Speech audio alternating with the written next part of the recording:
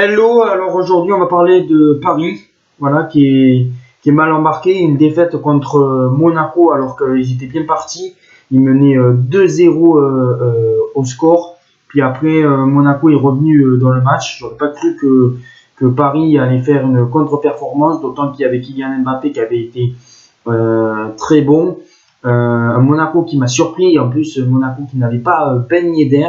Alors est-ce que c'est inquiétant pour Paris parce que en championnat, ou est-ce que c'est parce que Monaco est très bon, Monaco qui revient deuxième et Monaco qui a pris des points, et ce Monaco-là sans Ben Yedder, et avec Ben Yedder peut-être peut pourquoi pas aller titiller le podium en fin de saison ou le top 5, on verra par la suite si c'était juste un coup de Monaco ou si dans la régularité ils peuvent espérer aller plus loin et voir un podium, parce que Monaco revient à seulement 4 points de Paris. On sait que si Lille gagne dimanche contre Lorient, Lille peut revenir à 2 petits points du Paris Saint-Germain. Et Marseille, qui a 2 matchs en moins contre Nice et contre Lens à domicile, peut être à égalité avec Paris avec 24 points. Ce qui veut dire que Marseille et Paris peut être à égalité. Alors là, je ne veux pas dire, surtout que Marseille en ce moment n'est pas terrible en Ligue des Champions, mais en Ligue 1,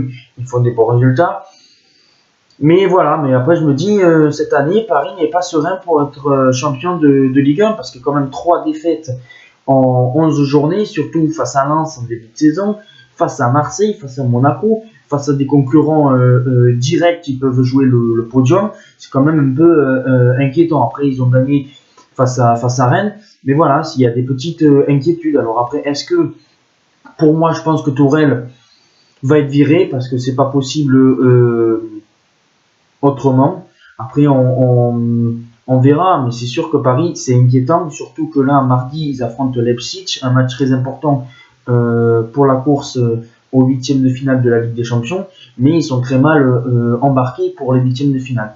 Après, voilà, on le sait, avec un coup de génie de Neymar ou d'Mbappé, ça peut peut-être faire la différence face à Leipzig, mais je suis très inquiet et je pense qu'il faut du changement à Paris. Je pense que Tourelle, c'est terminé. Voilà, bon, moi, d'un côté, je me dis, je suis content parce que peut-être que la Ligue 1 peut être plus serrée que d'habitude, parce que je pensais qu'en début de saison, Paris allait gagner facilement la Ligue 1. Et finalement, je me dis, si Lille continue comme ça, mais après, il y a aussi des tensions à Lille. Alors, on ne sait pas ce qui va se passer avec Iglia qui va partir, Luc Campos aussi.